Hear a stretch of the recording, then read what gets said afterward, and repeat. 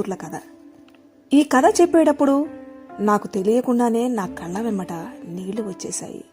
ఒక తండ్రి తన కూతురు పెళ్లి ఎంతో ఘనంగా ఆడంబరంగా జరిపించాడంట.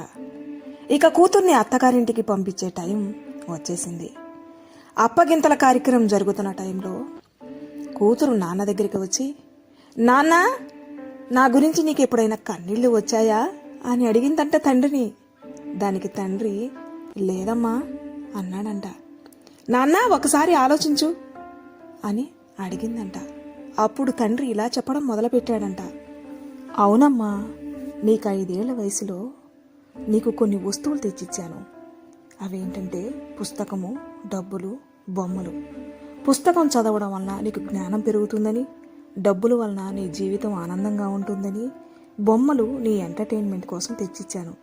నేను అవి తెచ్చి అక్కడ పెట్టి నువ్వు వాళ్ళు ఏది తీసుకుంటావో అని చెప్పి దూరంగా కూర్చొని చూస్తూ ఉన్నానమ్మా. నువ్వు రూమ్లో నుంచి బయటికి వచ్చి సంతోషంతో నేను తెచ్చిన వస్తువులు వెనుక అలాగే చూస్తూ ఉన్నావు, ఏం తీసుకోవాలా అని. ఈ లోపల దూరంగా ఉండి నేను గమనిస్తూ ఉన్నాను నువ్వు వాటిలో ఏది తీసుకుంటావు అని. వెంటనే నీ చూపు నా వైపు పడిందమ్మా.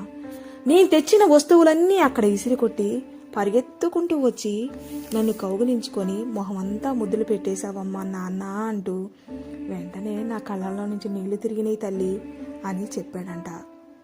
వెంటనే అత్తగారింటికి ప్రయాణమైన కూతురు మరలా తన చుట్టూ ఉన్న అందర్నీ వదిలి పరిగెత్తుకుంటూ వచ్చి తండ్రి భుజాల మీద వాలిపోయిందంట. అప్పుడు మరలా తండ్రి కళ్ళల్లో నుంచి మరొకసారి కన్నీరు కారాయంట.